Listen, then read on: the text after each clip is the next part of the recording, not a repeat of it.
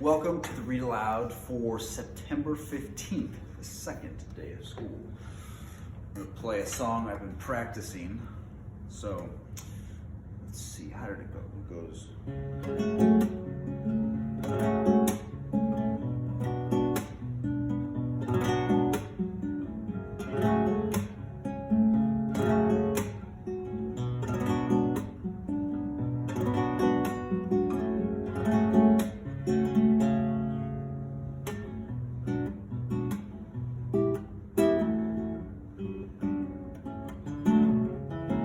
Still working on it. I'll get there. Okay. Let's see where we left off. I beg your pardon, I haven't asked for anything. Yes, you have, twice now. My pardon, I give it to you. In fact, I will go so far as to send you on this adventure. Very amusing for me, very good for you, and profitable too. Very likely, if you ever get over it. I forgot to start my timer. I want to make sure I don't read for too long. Let me see here. We're going to go with 10 minutes.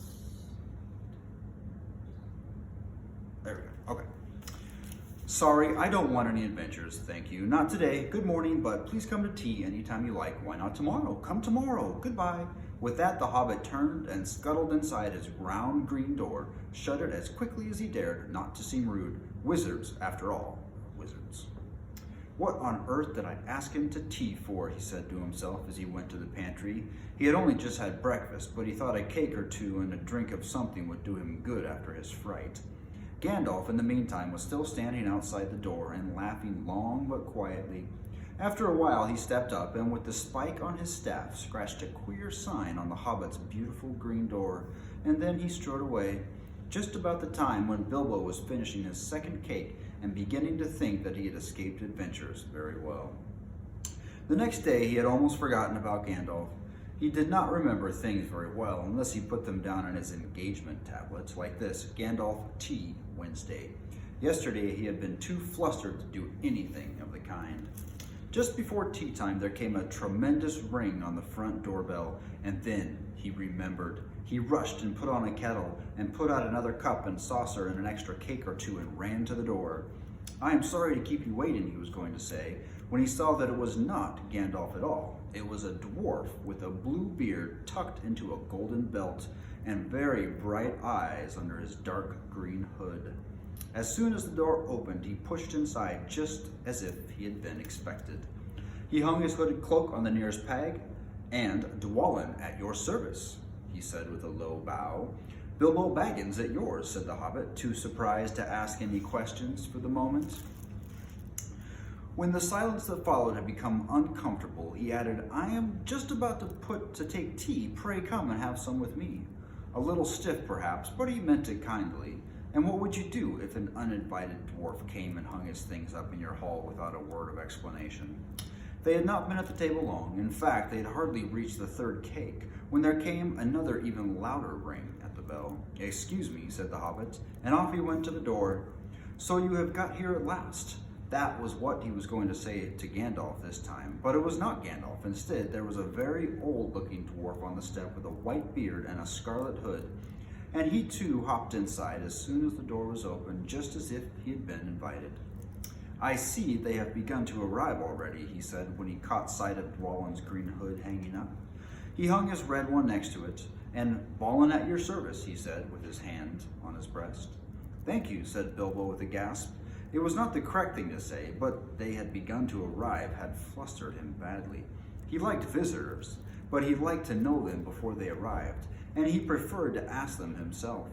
He had a horrible thought that the cakes might run short, and then he, as the host, he knew his duty and stuck to it, however painful he might have to go without. Come along in and have some tea, he managed to say after taking a deep breath. A little beer would suit me better if it's all the same to you, my good sir, said Balin with the white beard. I don't mind some cake. Seed cake, if you have any. Lots, Bilbo found himself saying to his own surprise, and he found himself scuttling off too to the cellar to fill a pint beer mug, and then to a pantry to fetch 2 beautiful round seed cakes which he had baked that afternoon for his after-supper morsel. When he got back, Balin and Dwalin were talking at the table like old friends. As a matter of fact, they were brothers. Bilbo plumped down the beer and the cake in front of them when loud came a ring at the bell again, and then another ring. Gandalf for certain this time, he thought as he puffed along the passage. But it was not. It was two more dwarves, both with blue hoods, silver belts, and yellow beards, and each of them carried a bag of tools and a spade. In they hopped as soon as the door began to open. Bilbo was hardly surprised at all. "What can I do for you, my dwarves?" he said. "Keely, at your service," said one, and Feely, added the other, and they both swept off their blue hoods and bowed. "At yours and your families," replied Bilbo, remembering his manners this time.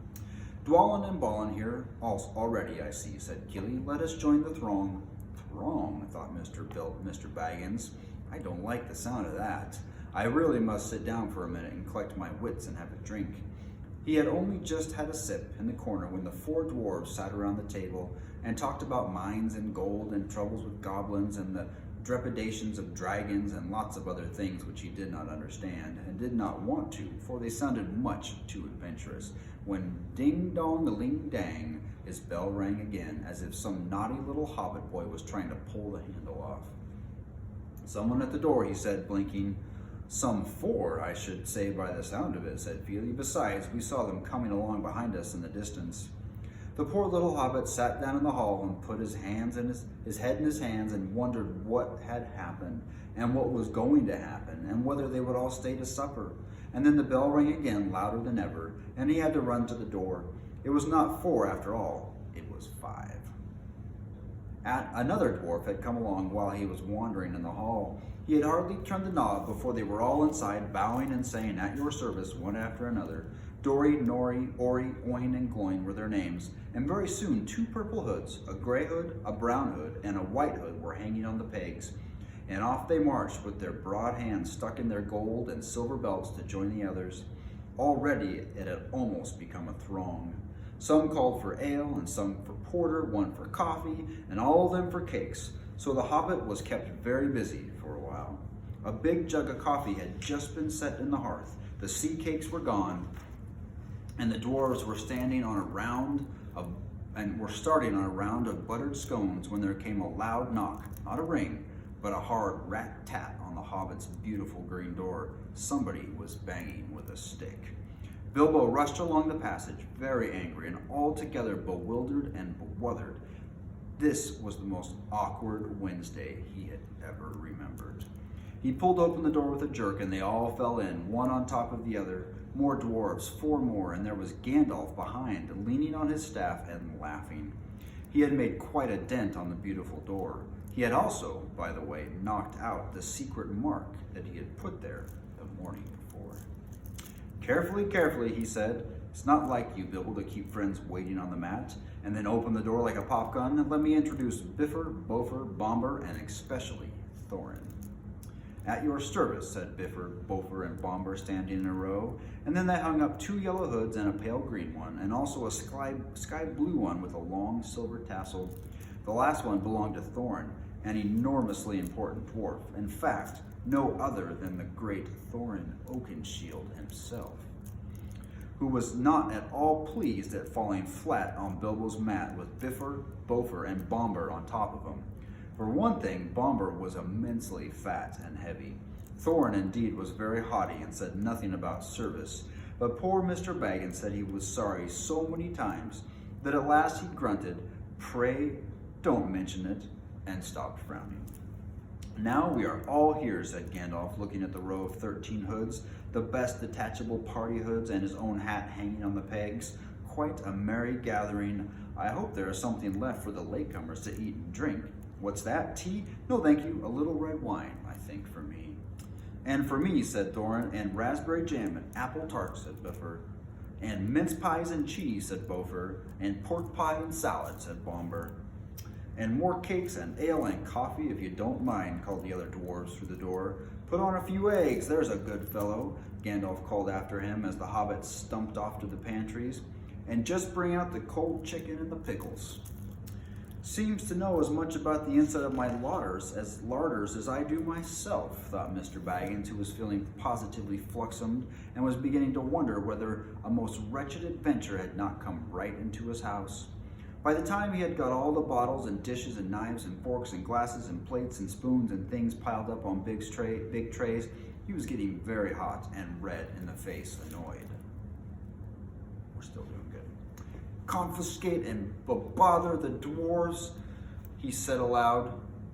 Why don't they come and lend a hand? Lo and behold, there stood Ballin and Dwallin at the door of the kitchen, and Feely and Keely behind them, and before he could say knife, they had whisked the trays and a couple of small tables into the parlor and set out everything afresh. Gandalf sat at the head of the pantry, with 13 dwarves all around, and Bilbo sat on a stool at the fireside nibbling a biscuit. His appetite was quite taken away, and trying to look as if it was all perfectly ordinary and not in the least an adventure. The dwarves ate and talked, and time got on. At last they pushed their chairs back, and Bilbo made a move to collect the plates and glasses. I suppose you will all stay to supper, he said in his politest, unpressing tones. Of course, said Thorn, and after that we shan't get through business till late, and we must have some music first, now to clear up. Thereupon the 12 dwarves, not Thorn, who was too important, and stayed talking to Gandalf, jumped to their feet and made tall piles of all things.